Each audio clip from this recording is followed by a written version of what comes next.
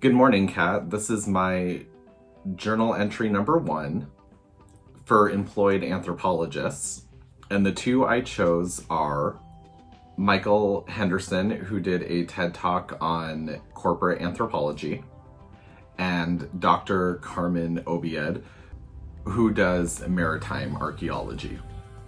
And their subfields are, I believe, Michael's would be a mix of linguistic, because he's understanding the language of how a corporate setting works and what helps boost morale.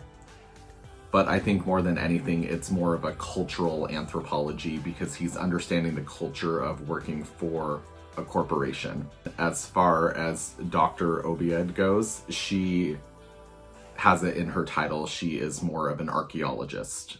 And to answer question number 2, what did you think was the most interesting contributions from the anthropologist's work or experience? Michael's corporate anthropology that I found the most interesting is that he saw an issue with the way workers were being treated and brought it up, and he's like letting anybody who runs these corporations know that if you continue to do this, you are going to keep having the same issues. You can't treat your people poorly and expect to get great work out of them. And then one of the most interesting things about Dr. Obied, she does all this maritime archaeology research and looks for artifacts underwater, but she's also like an international model, and I thought that was really cool. How does the anthropologist's work make you think about your own experiences in the world?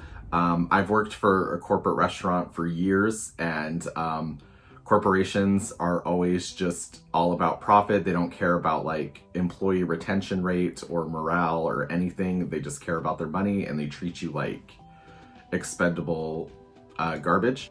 And that pertains to like Michael's work. And then for Dr. Obied's work, it was just nice to get a woman's perspective on anthropology, because most of these lectures have just been white guys. Question number 4 is, did learning more about employment in anthropology change your opinions about the discipline? And no, not really. I knew that you could do a lot of really fun stuff with anthropology, and seeing people employed gives me hope. And the next question is, what concept, statement, or detail from this unit did you find the most interesting or challenging? Why?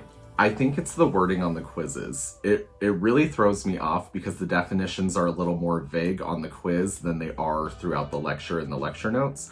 And so some of that threw me off, and I would miss questions because the definitions were a little too vague. And the next question is, what questions do you have about the reading/videos? Is there something you want to know more about? Is something just not sitting right?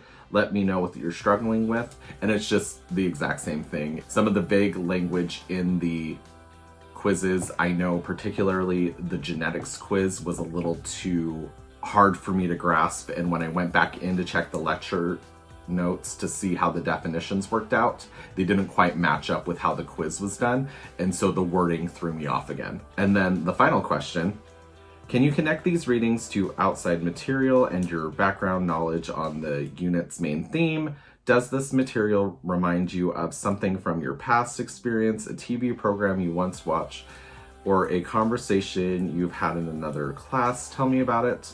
And all of the genetics and everything, like the Punnett squares and all that stuff, it brought me right back to high school, because I took biology twice because I was just so fascinated with it, and all of the Charles Darwin stuff. It just really brought me back. I appreciate it. Thank you so much, Kat, and this is my journal entry for Module 1.